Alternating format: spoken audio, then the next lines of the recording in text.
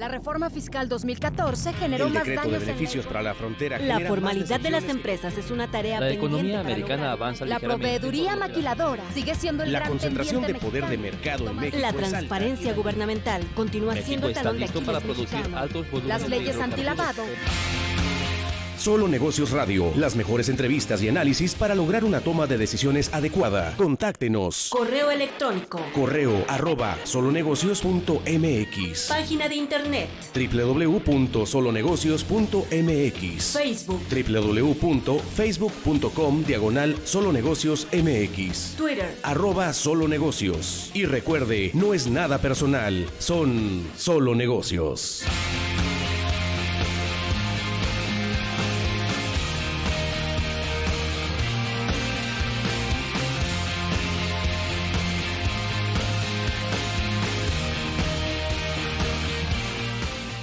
A través del 1300 de amplitud modulada, al igual que por internet en nuestra noticia Radio Mexicana 1300, fanpage en Facebook, al igual que Solo Negocios MX, fanpage en Facebook de igual forma. Más tarde, el programa en diversas redes sociales ya grabado. Y bueno, pues vamos a empezar. Tenemos varios indicadores que comentar y algunas otras notas de relevancia. Empezando por la publicación de INEGI de indicadores del sector manufacturero enero 2022, con una tasa de crecimiento mensual de 0.1% en personal ocupado, mensual de nuevo, a la baja 0.5% lo que es horas trabajadas y baja 0.4% remuneraciones medias reales.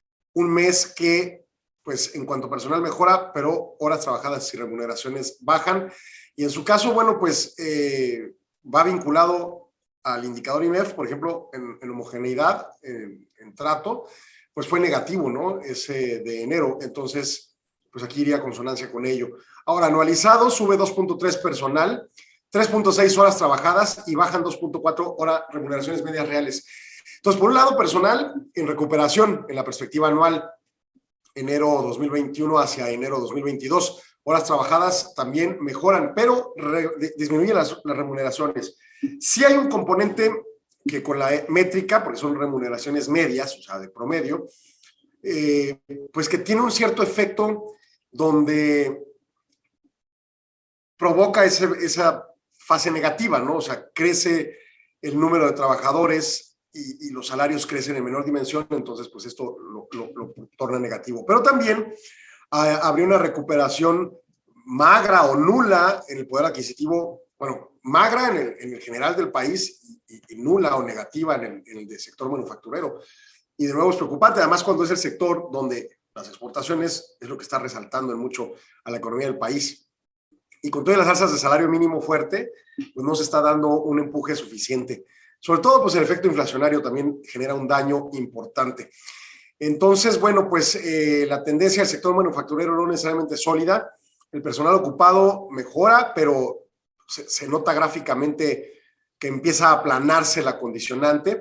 Eso sí, regresando a números prepandémicos, pero de cualquier forma, pues débil con respecto a expectativas y respecto a necesidades. En materia de horas trabajadas, están todavía por debajo de prepandémicos, con pendiente positiva, no tan fuerte ni sólida, pero pues más o menos mejorando.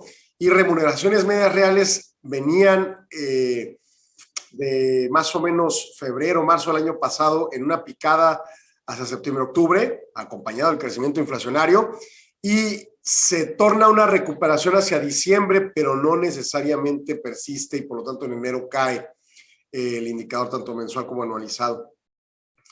En función de los subsectores económicos, los más sólidos en crecimiento, en personal, fabricación de maquinaria y equipo, y en fabricación de muebles y colchones, persianas, industrias metálicas básicas e impresión e industrias conexas, al igual que fabricación de productos textiles, excepto prendas de vestir, serían los más acrecentados en personal. Horas trabajadas, insumos textiles y acabados textiles en 9.2, productos textiles menos prendas de vestir 10.5, curtido y acabados de cuero y otros productos de cuero 8.3, impresión e industrias conexas 9.8, fabricación de maquinaria de equipo 9, igual que fabricación de muebles y colchones 9. Y las remuneraciones medias reales, los pocos que salen positivos están entre ellos prendas de vestir en 4.5, Fabricación de productos a base de minerales no metálicos 1.8 y por ahí equipos de computación, comunicación y medición 0.3 y curtido y acabado de cuero y piel 0.8, ¿no? Todos los demás negativos en remuneraciones. Entonces también hay condicionantes complicadas, ¿no? Pues obviamente sabemos que en materia de exportaciones el principal subsector es el de equipo de transporte y ese cayó en enero 1.7 en personal, cayó en horas trabajadas 0.4 y en remuneraciones 1.7. También habría que ver el efecto en personal, si la influencia de las zonas norteñas maquiladoras que no logran contratar al personal suficiente necesario, traen algún efecto por ahí que pueda estar generando afectaciones. INEGI también nos publica indicadores trimestrales de oferta y demanda y ahorro bruto para cuarto trimestre de 2021, que son desagregados del Producto Interno Bruto y que se ajustan estacionalmente. Esta oferta de bienes y servicios es igual a la demanda global, subió 0.1% en lo que es el trimestre número 4 respecto al previo. Anualizado subió 3%. Pensemos en lo siguiente, el Producto Interno Bruto en el cuarto trimestre no tuvo crecimiento respecto al tercero. Esto quiere decir, pues se mantuvo sin nulo crecimiento, peor en un cuarto trimestre que tradicionalmente es un cuarto trimestre de crecimiento por el consumo que se da sobre todo en noviembre y más que nada en diciembre. Bueno, no tiene crecimiento. Cuando se hace el análisis de oferta-demanda se le extrae importaciones para netearlo y que quede realmente un producto interno bruto y queda con 0.1% de crecimiento trimestral. En consumo privado contabiliza 1.4% de crecimiento trimestral. Consumo de gobierno 0.6 negativo con esta postura de ahorros de recursos y de contención de gasto, pues incluso entran en subejercicios presupuestales. Y entonces lo que está presupuestado y que se cree participar el gobierno en el crecimiento del PIB no pasa. Y entonces, pues obviamente mal, ¿no? La formación bruta de capital fijo, la inversión de las empresas, 0.2% negativo.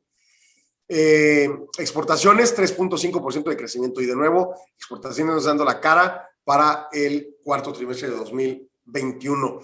Anualizado, el PIB subió 1.1% de ese trimestre respecto al cuarto trimestre de 2020. Ya sabemos que crecimos poco más de 5%.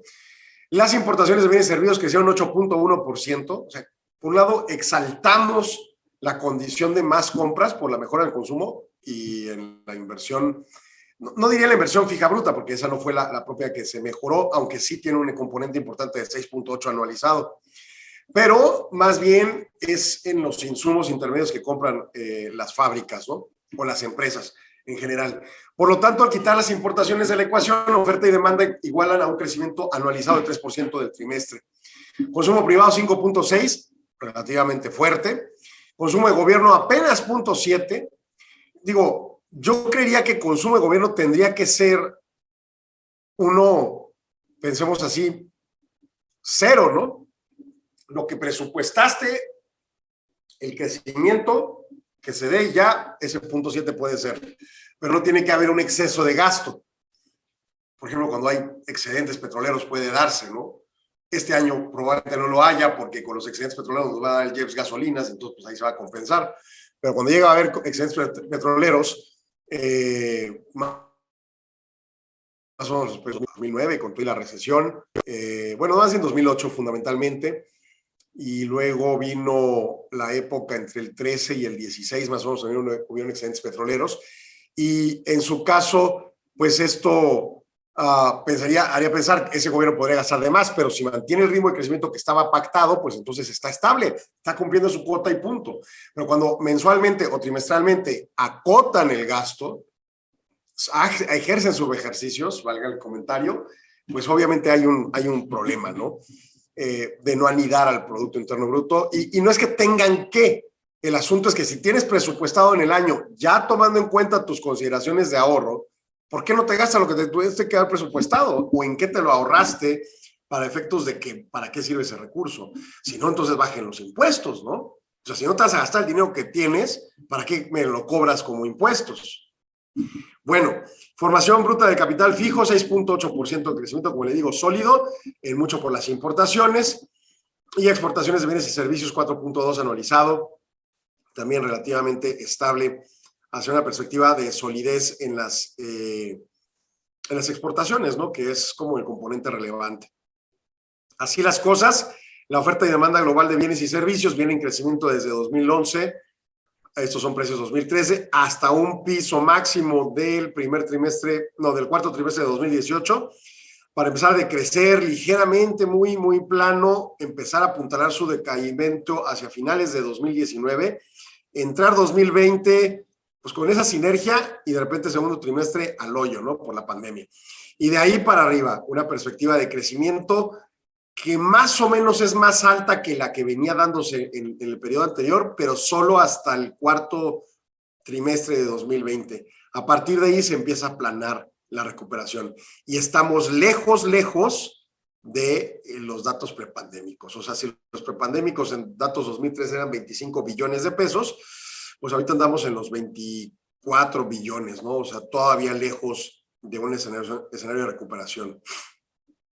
En materia de importaciones, sí estamos llegando cercanos a prepandémicos, pero todavía no logramos el alcance. En consumo se está creciendo, se ralentiza un poco hacia finales del último año, 2021, pero todavía está también lejos de prepandémicos. Consumo de gobierno menguado, ¿no? El más alto pico se logra en los últimos 10 años para allá del segundo trimestre de 2018. De ahí baja, vuelve a subir ligeramente entre el primer trimestre de 2020, pero vuelve a bajar, mantenerse muy estable, o sea, pareciera que no tiene gran movilidad, a reserva del pico del primer trimestre de 2020 y segundo de 2021, el resto de trimestres está sumamente plano, ¿no? La inversión fija bruta, muy lejos de su pico máximo, que es tercer trimestre de 2015, otro mejor momento, segundo trimestre de 2018, y de ahí para abajo. Obviamente con pandemia mucho más, pero su recuperación se empieza a ralentizar notoriamente en 2021. Exportaciones sí pican hacia el alza con tercer y cuarto trimestre apuntalados, al igual que el ahorro bruto, que aunque en el último trimestre se aligera el crecimiento, pues sí tiene un apuntalamiento. Yo tengo que hacer un corte comercial, lo invito a no irse, nos quedamos aquí en Solo Negocios Radio.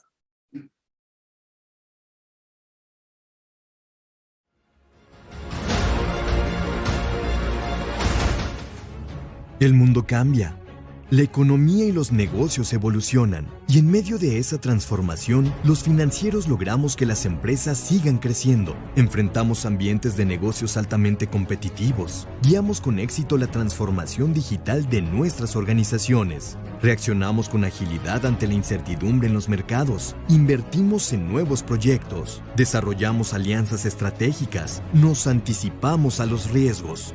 Estos son solo algunos desafíos que los financieros enfrentamos a diario. ¿Por qué hacerlo solos?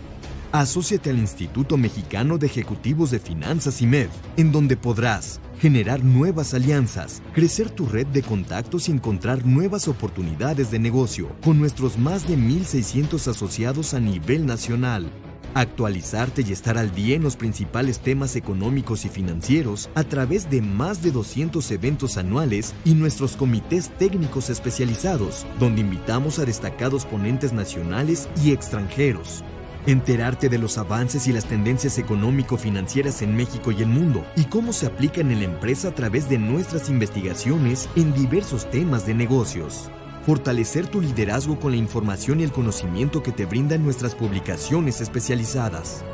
Los asociados del IMEF forman parte de un cuerpo profesional y técnico que contribuye a fortalecer el ámbito de los negocios, aporta al desarrollo competitivo de los ejecutivos de finanzas y profundiza en la profesionalización de las empresas y entidades del país. IMEF, más de 57 años acompañando a los líderes financieros de México. ¡Asóciate ya!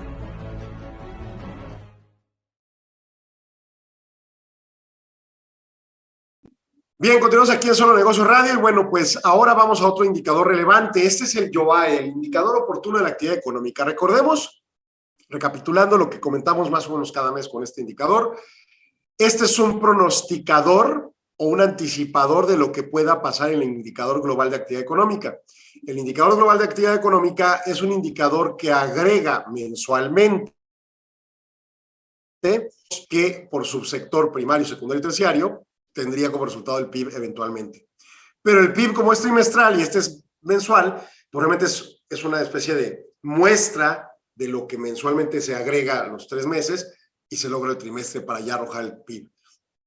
Por ende, el YoA es importante y tiene poco tiempo que se está haciendo por INEGI en función de generar un pronóstico de para dónde va el IGAE. Ahora, infortunadamente, el IGAE se muestra con 2 meses de anticipación, ralentizados. O sea, por ejemplo, en este mes de marzo, a finales, nos van a dar el IGAE de enero, y así a finales de abril el de febrero, y a finales de mayo el de marzo. A finales de abril nos dan PIB con cifras oportunas, o sea, como digamos, un avance del cálculo que se va formulando para PIB. Y a finales de mayo nos dan PIB real, o sea, el PIB que efectivamente ocurrió en el primer trimestre, junto con el IGAE de marzo, ya que se concatenan todos los cálculos, ¿no? Entonces, no, el IGAE no es el calculador mensual del PIB, pero tiende a, sería como el cuasi PIB mensual, ¿no? El YoAE, por su parte, nos pronostica lo que la próxima semana, no, lo que en un mes y una semana nos estaría diciendo el IGAE. Bueno, ¿qué pasa en el YoAE para febrero de 2022? El YoAE para febrero de 2022 concibe que se va a crecer 2.8% en IGAE. Recordando que el mes de enero fue un mal mes, sí positivo en IGAE, pero no necesariamente bueno. Y pues ya vimos ahorita manufactura malo y en su caso indicador IMEF señaló que fue malo enero. Pero indicador IMEF señaló que fue enero un mejor mes, una recuperación. Aquí tendría esa implicación la lectura del IGAE, ¿no? 2.8 de recuperación con variaciones anuales para actividades terciarias en 3.5, no, en 1.6 en terciarias y 3.5 para las secundarias. ¿Qué reflejó el YoAE del mes anterior, o sea, el de enero? 1.6 para el IGAE, 4.3 en las secundarias y 0.5 en las terciarias. Fue un poco más débil el IGAE, pero al final del día va en la tendencia, ¿no? La cuestión es ver la tendencia más que el dato concreto. Entonces la tendencia es, viene un enero, viene un diciembre, baja el IGAE y ahorita se espera que suba para el mes de febrero, ¿no? Cuando nos lo reporten el próximo mes. Así las cosas, este indicador pues básicamente es un pronosticador que nos señala que el escenario pues persiste relativamente débil, aun cuando haya recuperación para propiamente el mes de febrero. En el gráfico destaca una relativo apuntalamiento del IGAE o de lo que es la expectativa de crecimiento del IGAE, el YoAE, el no-cast, le dicen. Y en la métrica inferior, un crecimiento más plano, pero crecimiento al fin, y en la superior un apuntalamiento más alto. Entonces, de 3, 2 buenos y 1 no tan malo, así que bien. Ya para las secundarias sí se acotan los pronósticos y el positivo y el inferior y el superior, o el pesimismo y el optimismo, y entonces sí se queda más plana la perspectiva de crecimiento e incluso un potencial de crecimiento de actividades secundarias. Y en las terciarias sí tiene un mejor apuntalamiento, igual que el propio YoAE centralmente. Entonces, así las cosas, he ahí las expectativas de esta métrica importante en la economía. Y bueno, pues nos vamos ahora con el petróleo. Esto al miércoles pasado nos arrojó en materia de la refinación de crudo de petróleo con insumos promediando 15.6 millones de barriles por día durante la semana que terminó el 11 de marzo, hacia 224,000 barriles por día, más que una semana atrás.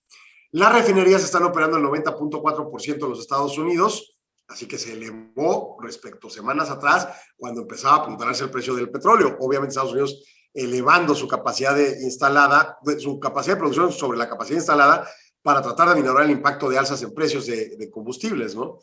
La producción de gasolina decrece de cualquier forma en esa semana promediando 9.4 millones de barriles por día.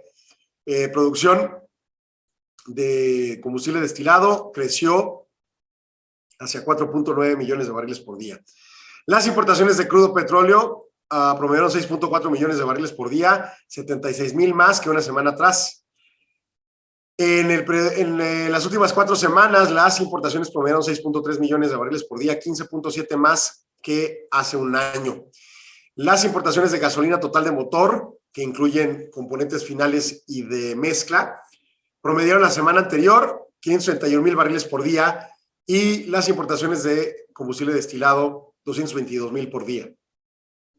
Los inventarios de crudo petróleo sin reservas estratégicas crecieron 4.3 millones de barriles por la semana previa hacia 415.9 millones de barriles, que es básicamente 12% por debajo del promedio móvil de 5 años.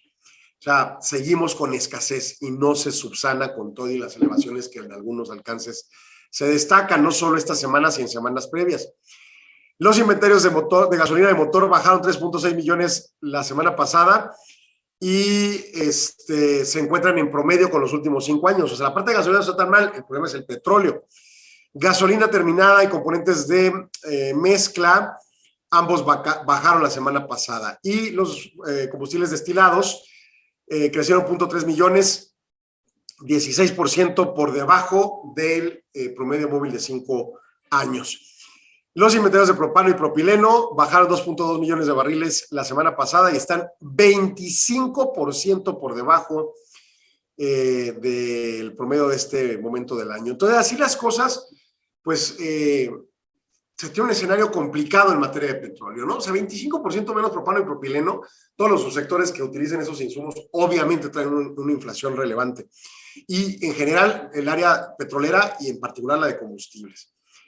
Lo que promedia en precios el barril de petróleo West Texas Intermediate tuvo un valor de $109.31 el 11 de marzo, 6.46 menos que la semana previa, pero 43.72 más que un año atrás.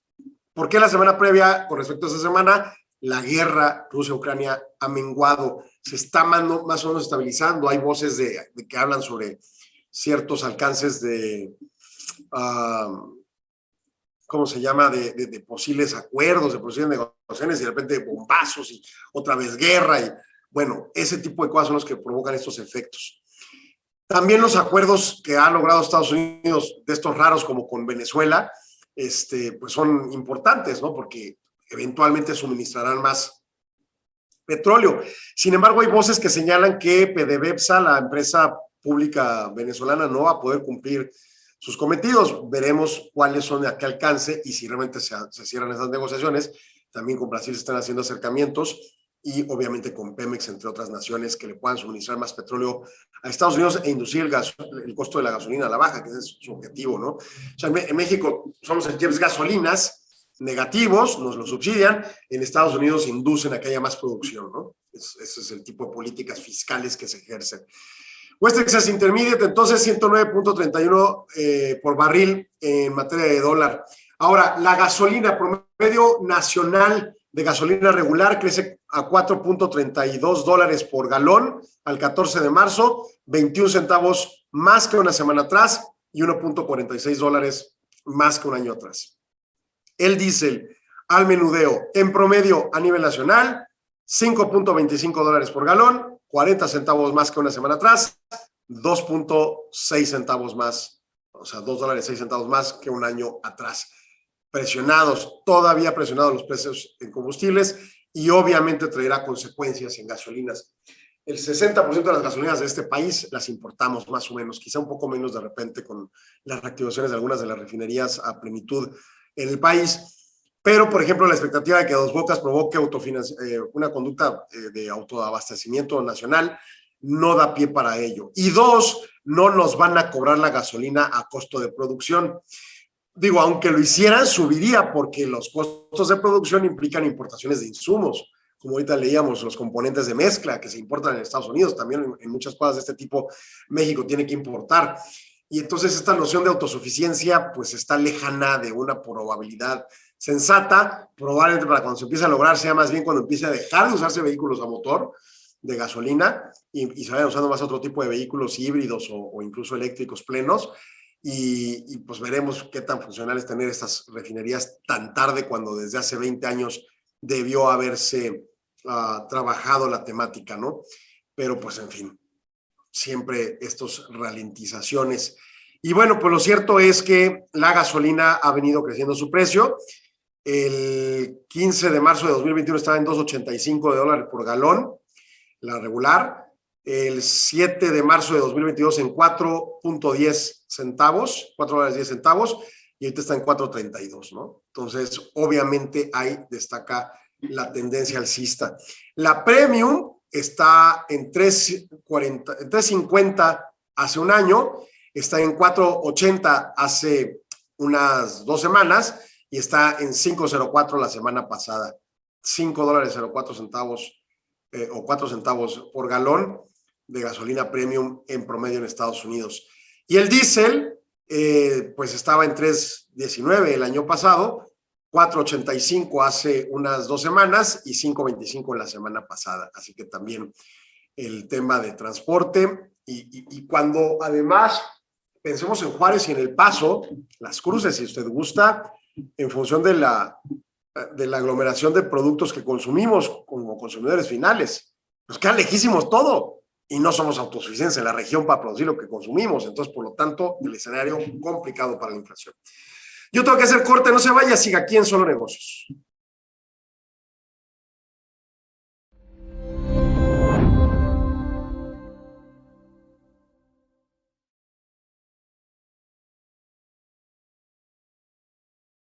Hola, soy Ernesto Sepúlveda Villarreal, presidente del Comité Técnico del Indicador IMEF.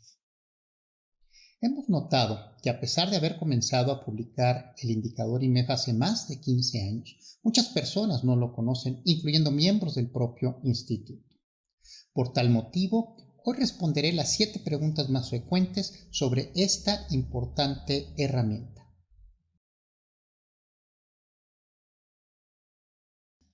Es un indicador cualitativo diseñado para medir cambios en el sentido de la actividad económica mexicana en el corto plazo.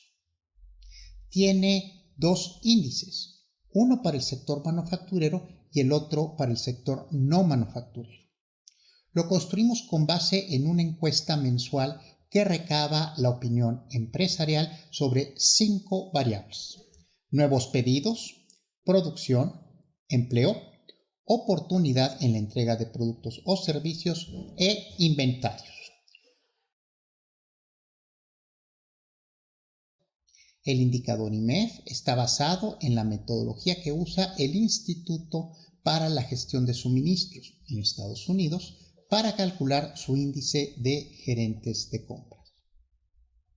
El indicador IMEF es el único indicador de opinión empresarial en México, producido por el sector privado, que cuenta con la asistencia técnica del INEGI. ¿Cómo se interpreta el indicador IMEF? En esta gráfica puede verse que el indicador IMEF varía entre 0 y 100 puntos, donde 50 puntos es el umbral que distingue entre la zona de expansión y de contracción. De esta manera, una cifra mayor a los 50 puntos sugiere una expansión de la actividad económica y una cifra menor a los 50 puntos anticipa una contracción. El indicador IMEF puede orientarnos sobre el sentido de la actividad económica, pero no sobre la magnitud precisa de los cambios.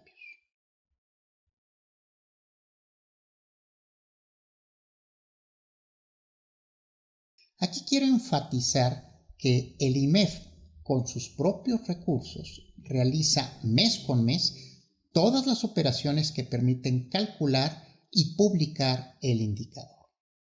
Asimismo, a fin de cada mes, el Comité Técnico del Indicador IMEF, formado por una veintena de expertos del sector privado, público y académico, se reúne para interpretar los resultados del indicador y analizar la coyuntura económica.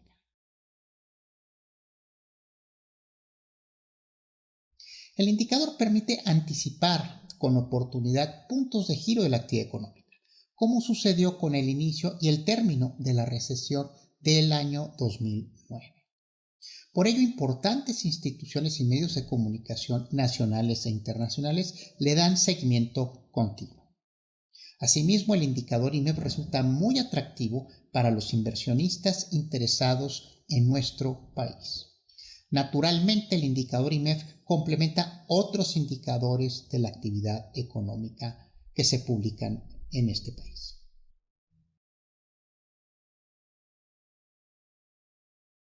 El primer día hábil de cada mes, el IMEF publica el boletín de prensa con las cifras del indicador y una síntesis del análisis de la coyuntura económica, elaborado por su comité técnico en la propia página del indicador IMEF. Asimismo, las cifras del indicador IMEF se transmiten en los principales medios financieros mundiales como Bloomberg, Reuters y Forbes. También se difunden en los diarios locales como El Economista, El Universal, Excelsior, Milenio, El Financiero y la revista IMEF, entre otros. Además, producimos una cápsula mensual para Grupo Radio Fórmula y convocamos a 3 ruedas de prensa por año a inicios de abril, julio y octubre, en las que comentamos los principales eventos económicos del trimestre previo.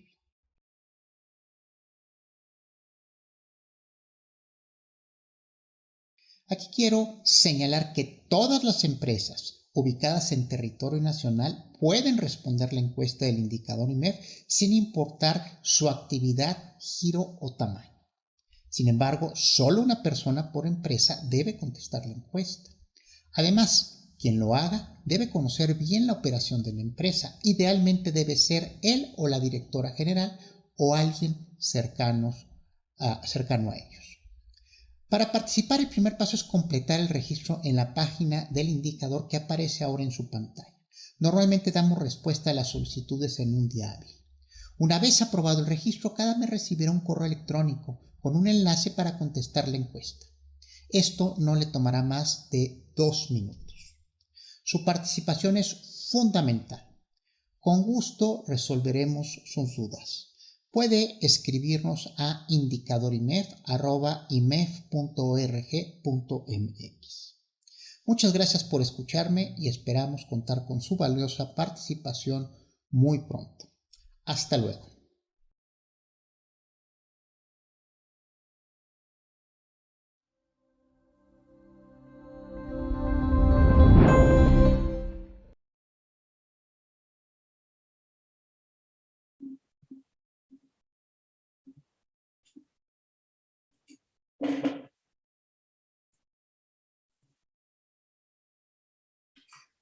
Continuamos aquí en Solo Negocios Radio comentando de estos diversos indicadores de interés y hay uno sobre la parte, ya sabe, como INEGI publica el Producto Interno Bruto y luego meses después va publicando cuentas satélites que van dando pauta para conocer ciertas vicisitudes de la actividad económica en general del país. Bueno, hace lo propio el Buró de Análisis Económico de los Estados Unidos, donde pues destaca propiamente un contexto de datos varios.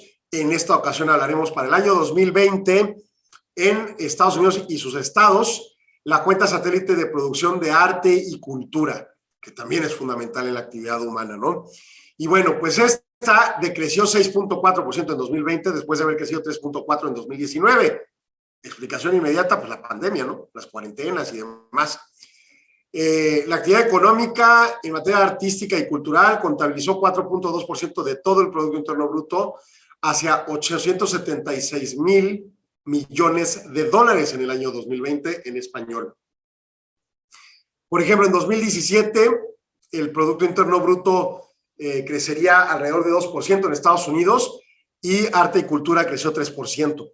En 2018 el Producto Interno Bruto crecería en Estados Unidos 3%, y arte y cultura creció 3.2% más o menos.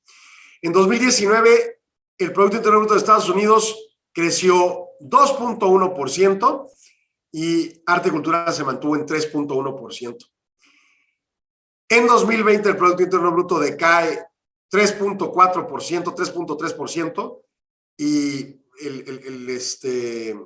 el arte y cultura cae 6.4, ¿no? Un golpe durísimo, enfáticamente porque, pues obviamente las restricciones de movilidad, pues obviamente daban pauta para que no hubiera teatro, no hubiera museos abiertos, no hubiera diversos eventos musicales o cine y demás, y obviamente pues eso trajo consigo estas consecuencias. Pero es importante destacarlo en números, ¿no? Por ejemplo, en artes de desempeño tienen un mejor dato para el 2019, el mejor es educación en artes finas, servicios educativos medio malón en 2019, servicios de diseño alto 5%, museos negativo casi 4%. En términos de valor agregado, como estos subsectores hacia la cuenta de artes y cultura. Pero en 2020 los más golpeados son precisamente desempeño artístico y artes finas. También museos, o sea, por ejemplo, desempeño artístico cayó 37%, igual que artes finas. Museos cae 22% y servicios de diseño 6%, 7%. Servicios educativos cae solo 4%, digo, de cualquier manera es fuerte, pero ciertamente pues es la pandemia, ¿no? Lo que más provoca este efecto. ¿Dónde se da el principal valor agregado por estados en la Unión Americana en este escenario de decaimiento? Bueno, pues principalmente ocurre en California, Nevada, Utah y Colorado, así como Montana y Washington. Nueva York, Georgia y Washington DC serían los estados de mayor permeabilidad y participación en aportación a lo que creció o decreció en su caso, pero a la participación positiva de los estados. Son los estados de mayor participación cultural en los Estados Unidos. Y ese es el valor agregado. En empleo, los principales empleadores, pero aquí es al sentido inverso, en sentido negativo, los que más, bueno, no se crea, los que más contrataron, que todos son negativos, o sea, perdieron empleo, pero los que menos perdieron son Washington, también Montana, Dakota del Norte, Wyoming, Utah, Oklahoma, Arkansas,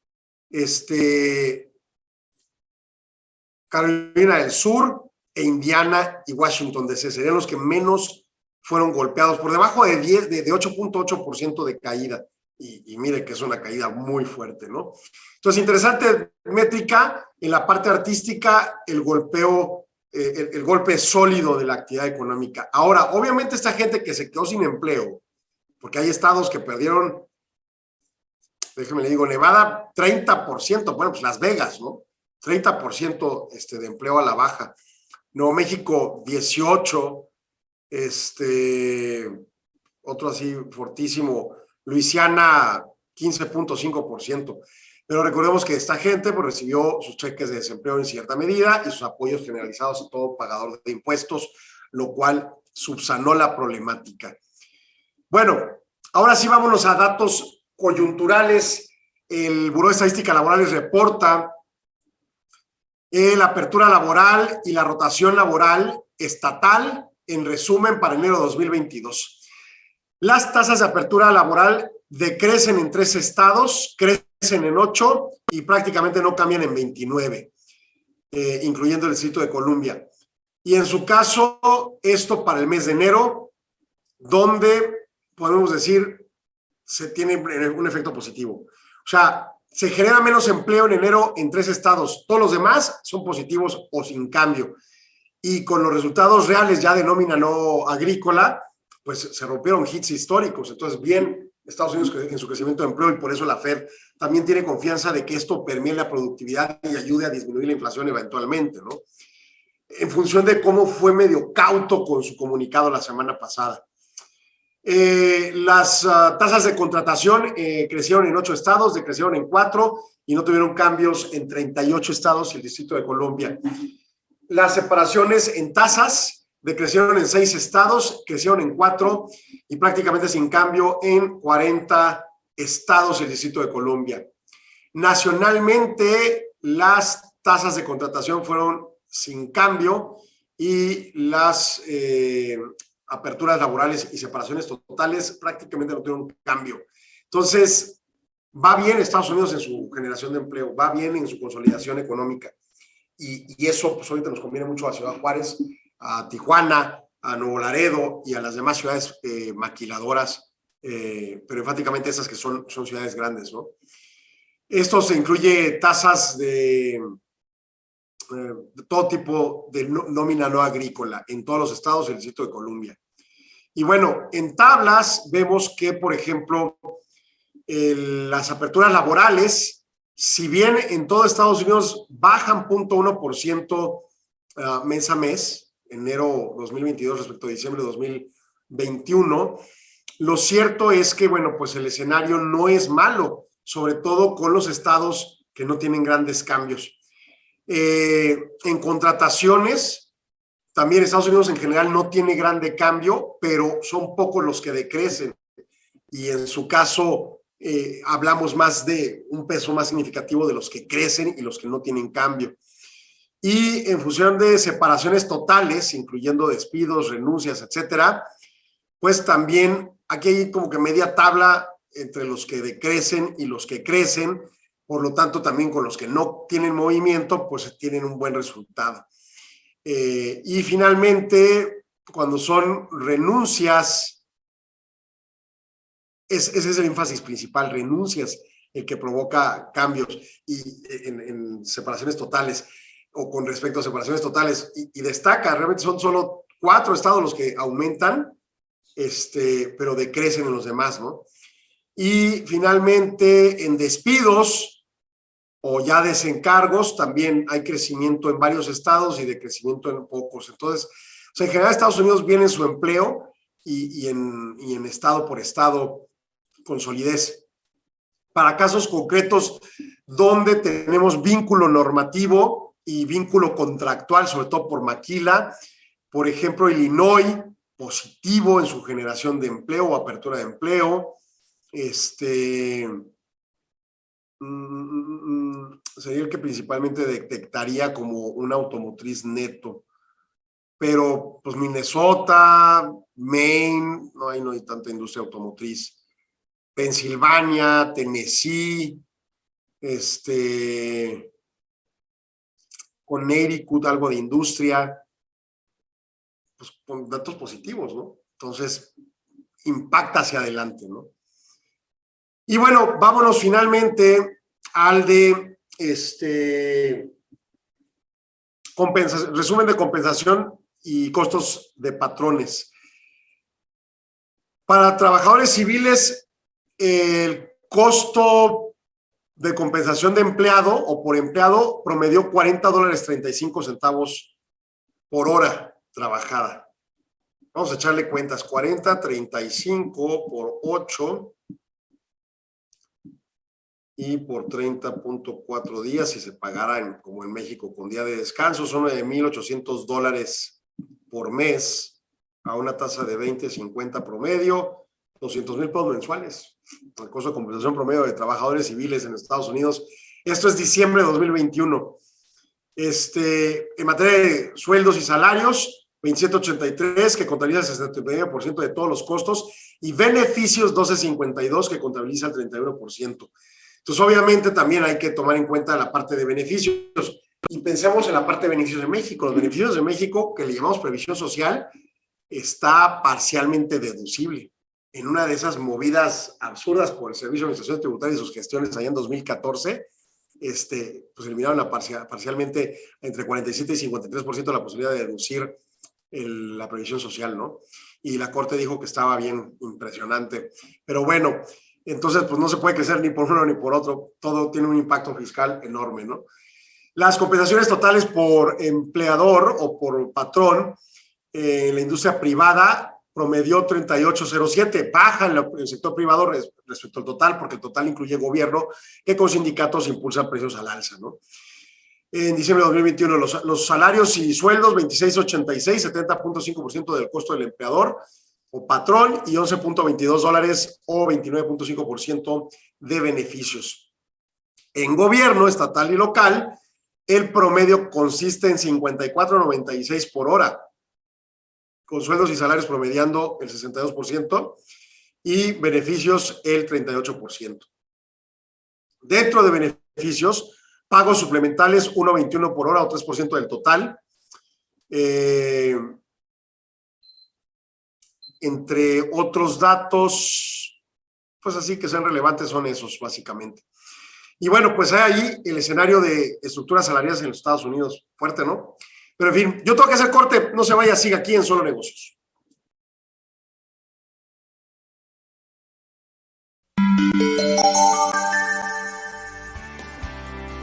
El Instituto Mexicano de Ejecutivos de Finanzas es una asociación civil sin fines de lucro que convoca y agrupa a los más importantes exponentes del sector financiero mexicano.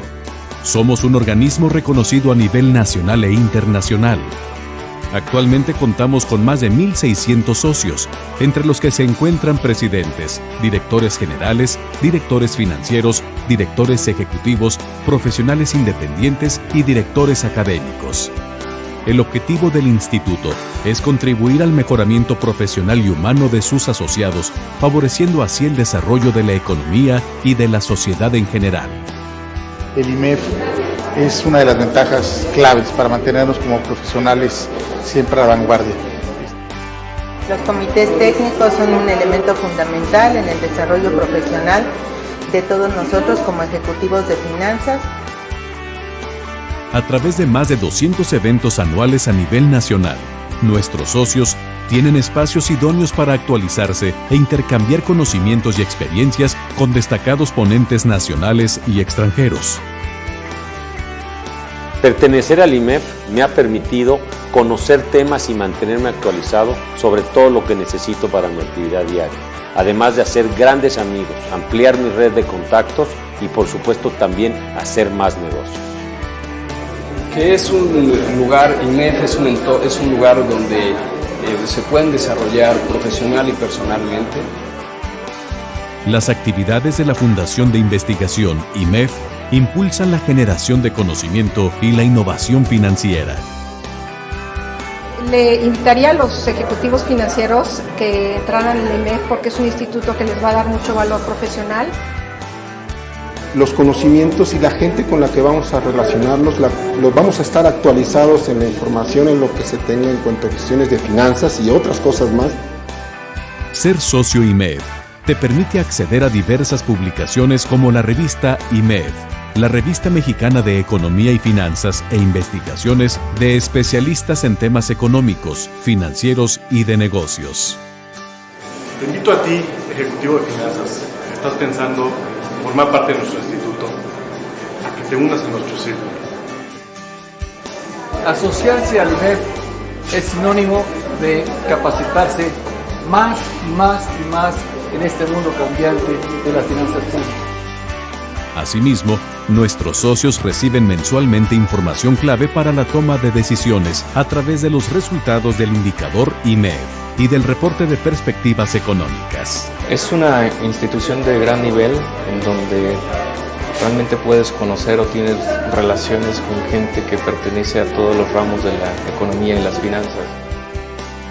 Creo que el beneficio de pertenecer a una organización como el IMEF, no importando la edad o la profesión que tengamos, es inmensa por todo lo que podemos compartir y aprender dentro del instituto.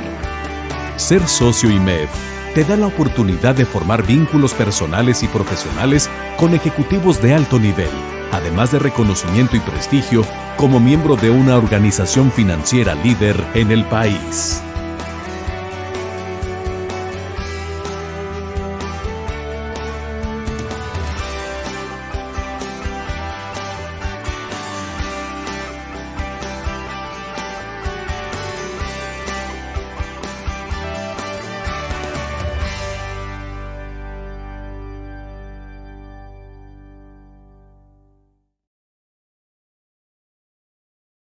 Y bueno, seguimos último segmento de Solo Negocios Radio con el propósito de concluir la fase de estos datos. Vamos a hablar del empleo y el desempleo metropolitano en la Unión Americana. El desempleo en sus tasas fue menor en enero que un año atrás en 388 de 389 áreas metropolitanas y más alto en una sola área, ¿no? En total, 49 áreas tuvieron tasas de desempleo menores a 3% y en 3 áreas mayor a 10%. El empleo no agrícola, la nómina no agrícola, creció en 154 áreas metropolitanas y prácticamente sin cambio en 235. La tasa de desempleo nacional fue 4.4% sin ajuste, después de 6.8% de un año atrás. Así que ahí también destacando claramente la mejoría económica, pues que destaca Estados Unidos en su condición de empleo y que justifica el por qué las exportaciones son fuertes en México, aún con los impases manufactureros, y por qué la frontera norte tiene esta condicionante diversa, de la cual deberíamos aprovechar para consolidar más líneas diversificadas de administración, maquiladora o no maquiladora. Ahorita ahondo en el punto. ¿Qué áreas se incluyen? Por ejemplo, el condado y área metropolitana con menor tasa de desempleo fue Elkhart-Gossen en Indiana con 1.6% y después Columbus en Indiana 1.9%. La actividad fuerte, ¿no? El centro California fue la tasa más alta de desempleo con 15.6%. Y un total de 228 áreas en enero tuvieron tasas de desempleo menores al 4.4% nacional, 151 áreas arriba de y 10 áreas igual que el promedio nacional. ¿Qué otro dato puede ser? Déjame ver si veo la tabla de áreas metropolitanas para comentarle, por ejemplo, lo que pasa en las más relevantes, si pudiéramos considerarlo en cierta medida, ¿no? Por ejemplo, en Illinois, ¿dónde está Illinois? En el área de Chicago, tasa de 5.1%, ¿no? O sea, arriba del promedio nacional. Pues, digo, así como que pues, traigas de la manufactura para acá, ¿verdad?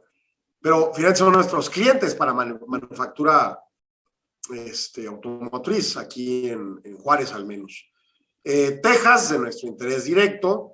El Paso, 5.4%. Alto, mejora respecto al año pasado, que era 7.8%, pero en diciembre era 4.7% y subió 5.4% por arriba de promedio. Y aquí en Nuevo México, la zona de las cruces tiene 5.7%. 7.1% hace un año, 5.2% en diciembre y empeora ligeramente. Pero aún con el empeoramiento, las condiciones laborales estadounidenses, bien. Y la zona Paso del Norte también estable, ¿no? O sea, una tasa de 5% no necesariamente es algo negativo, un poco arriba quizá empieza a ser negativo como en el caso del Paso y las Cruces, pero no es algo grave, porque al final del día también hay desempleo cíclico y otro tipo de condicionantes.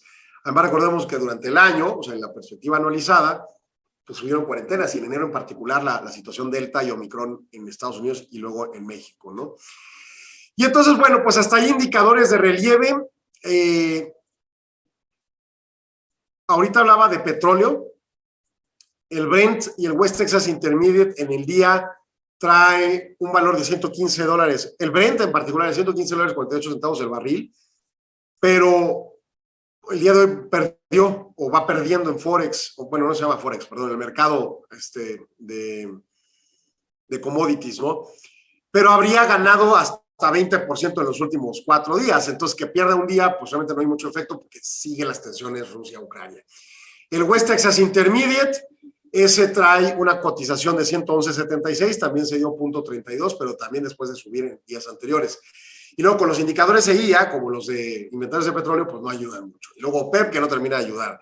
Y luego México, que no termina de explotar sus pozos profundos. Y en fin, ahí nos la vamos llevando, ¿no?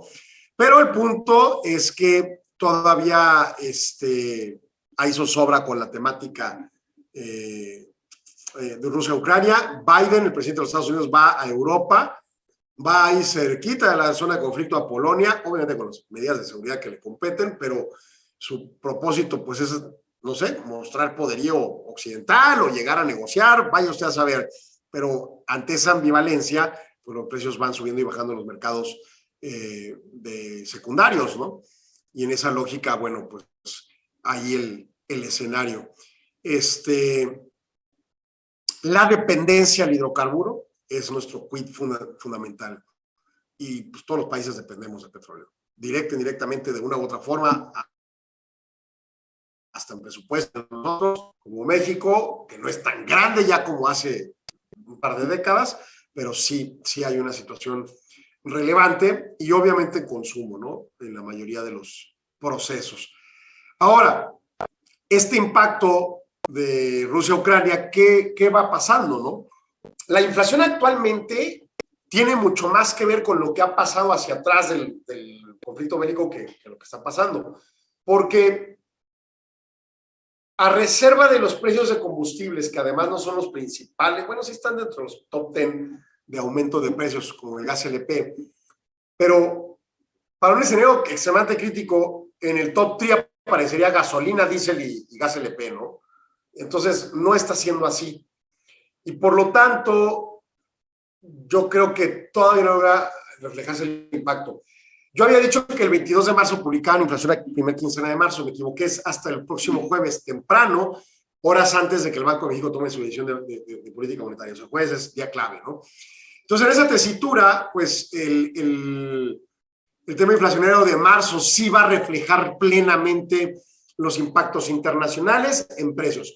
No que hayamos pagado en México expresamente un costo tan alto, pero sí la ambivalencia y volatilidad que provoca combustibles. Y no, seguramente sí que lo hicimos, porque recordemos que México no tiene inventarios de combustibles relevantes. O sea, nosotros nos recortan el suministro de gasolinas y nos matan en 2 días, ¿no? De movilidad al menos. Aquí en Juárez, por ejemplo. Entonces sí, no, pues ya la primera quincena de marzo la inflación vendrá impregnada de este escenario que corresponde a los impactos petrolíferos. También trigo y demás, quizás eso vaya más lento, ¿no? Pero irá pegando poco a poco. Y luego, pues el resto de elementos que ya venían alzados con sus problemáticas de precios, se pegan a estos nuevos y seguramente provocarán alzas en otros sucesivos hacia adelante, valga el comentario, ¿no? Todavía no tenemos un gran elemento de vínculo que pueda pegar, pero poco a poco van a ir pegando estos impactos a nuestro país. Y el jueves, cuando la tasa de interés de Banco de México sea analizada y determinada hacia dónde va, lo más probable arriba, o sea, 99.9% arriba, pero no sabemos si 25 o hasta 50 puntos base, pues el tweet de impacto es la tasa de interés de créditos variables, llámese tasa de interés de créditos de tarjeta de crédito, de créditos personales, de créditos de empresa variables, de créditos vehiculares variables, entre otros, ¿no? Recordemos que los hipotecarios normalmente son tasas fijas y no se mueven, pero si están en UDIs, pues ahí sí va, porque pues, las UDIs son inflación y la inflación está subiendo. Entonces, pues obviamente la expectativa es alza. ¿Cuál alza? La lectura de la semana pasada que dimos de la FED, ¿no? No quiero profundizar en ello, pero pues básicamente la FED es medio cauta en su comunicado, no así en sus pronósticos y no así en un par de palabras que usó en el comunicado. Y entonces eso podría hacer pensar, bueno, pues viene una posición de alzas fuertes y Banco de México tiene que prepararse, incluso ante la especulación que pudiera provocar que Banco de México nada más subiera 25 puntos base la tasa y que el mercado dijera, uy, no, pues te va a ganar la FED en la siguiente sesión y eso traiga como consecuencia de depreciación cambiaria y problemas en las importaciones de mayor precio, ¿no? Este tipo de cosas tiene que evitar Banco de México como uno de los múltiples elementos a contemplar. Y BBVA hace un planteamiento que ellos pues están apostando a que la tasa va a subir en 50 puntos base, precisamente para evitar suspicacias y elementos, así como una muestra de debilidad por parte del banco ante mercados, sobre todo especulativos, que puedan traer temas, ¿no? El JEPS puede tornarse negativo, sí, lo hemos dicho, y eso pues tenga como consecuencia una cortada, ¿no?, en el presupuesto federal que provoque recortes públicos o, en su caso, endeudamiento público, que veo poco probable políticamente ese tema, ¿no? Y obviamente, pues lo del JEPS va a depender de cuánto quiera aguantar el gobierno. O sea, no es a fuerza que lo mantenga. Ayuda, y yo concluí la mañana con Ricardo Chávez Carvajal cómo el contexto pudiera darse en el escenario de decir, bueno, pues sí estoy provocando un problema presupuestario, pero estoy aportando a una contención inflacionaria. Yo creo que con claridad el gobierno podría ser hasta aplaudido en una métrica de ese tipo. Porque, vamos a hablar efectivamente, por encima de ideologías, el peor impacto que le ha pasado a México es la alta inflación, y eso es relevante. Y finalmente, pues, la apuesta en general de también Bank of America Securities y Barclays traen apuesta de 50 puntos base de aumento de tasa, desde 6, que se encuentra a 6.50, pero también provocaría el impacto de pensar que suba más de 7.25, como es el pronóstico más alto de IMEF, hacia el final del año, y pues traiga encarecimiento del dinero relevante, conteniendo en su caso pues la actividad económica, ¿no? Entonces veremos cómo evoluciona esto, pero ciertamente el escenario aparenta ser necesario, ¿no? O sea, es un mal necesario que tienes que provocar mejor diferencia de tasas para amoldar los aumentos de la Fed. Recordemos que también no tenemos las juntas paralelas, entonces eso puede traer problemas de especulación y otro tipo de secuelas, ¿no? Y finalmente, lo que es la moneda mexicana, pues tiene una apreciación, se mejora su valor en función fundamental del dólar estadounidense. O sea, no concuerdo con la posición de que el tipo de cambio se base en la gran política del gobierno o la pésima política del gobierno.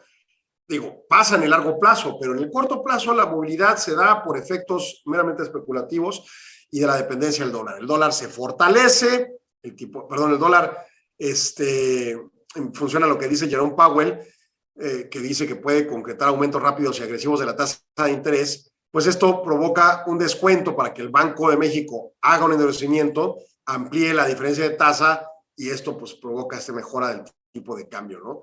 El índice dólar, que mide el billete verde contra la cesta de 6 divisas, incluyendo el peso, baja 0.05 a 98.45. El debilitamiento del dólar fortalece el peso, ¿no? Ese es el escenario. Nos escuchamos mañana en punto de las 4 con UTEC, no se lo pierda, temas de innovación y tecnología. Muchas gracias, Arturo. Que pasen todos un excelente miércoles. Hasta luego. Agradecemos su atención. Nos escuchamos de lunes a viernes de 4 a 5 p.m. a través de Radio Mexicana 1300 AM. Contáctenos. Correo electrónico. correo@solonegocios.mx. Página de internet. www.solonegocios.mx. Facebook. www.facebook.com/solonegociosmx. Twitter. @solonegocios. Y recuerde, no es nada personal, son solo negocios.